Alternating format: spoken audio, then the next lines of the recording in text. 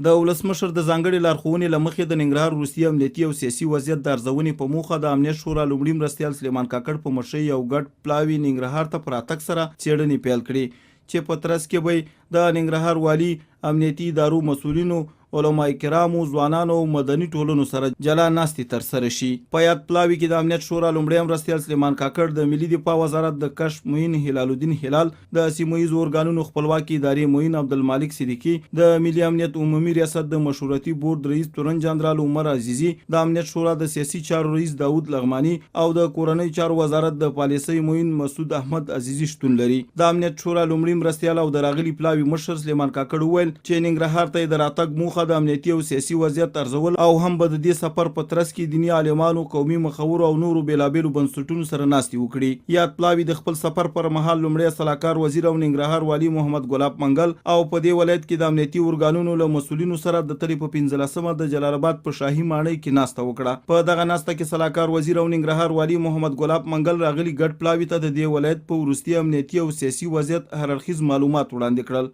منګل زیاته کړه په دې وروستیو کې د هیواد او سولې دښمنانو هڅه پیل کړې و چې په ننګرهار کې د ملي امنیتي ځواکونو سرخندنې او نورې لاسته راوړنې د ناسمو تبلیغاتو پر مټ زیانمنې کړي چې په خبره یې دوی خپلو دغو شومو موخو ته ونه رسېدل. نوموړي ویل چې د قانون په پلي کېدو کې به له هیچا تر اغېزې لا نشي او په رښتینې توګه به د تیر په څیر د خپلو ولسونو خدمت کوي. په ناسته کې د ننګرهار امني قومندان لوی پاسوال عبدالرحمن رحیمي، د 201 سیلاب قري اردو قومندان ډګر جنرال محمد زمان وزیري، د ملي امنیت رئیس تورن جنرال صبر خان ثابت، د لومړی سرحدي لیوا قومندان بری جنرال محمد ایوب حسین خیل او د عامه نظم د اومې لیوا قومندان بری جنرال نصیر احمد صافي هر یو په جلا جلا توګه د خپلو لاسته راوړنو او پرتو ستونزو په تړاو راغلي پلاوي ته بشپړ معلومات وړاندې کړل. دوی ویل چې په دې ولایت کې د ملي امنیتي ارګانونو په بشپړه همغږۍ د دښمنانو ځالې له منځه وړل شوي او ډېرې سیمې د دوی له شتون څخه پاکې کړي دي. نوموړو زیاته کړه په دې وروستیو کې د ګڼو لاسته راوړنو ترڅنګ لسګونه د بېلابېلو تروریستي کړیو پورې تړلي کسان د وسلو او چاودېدونکو توکو سره یو ځای نیول شوي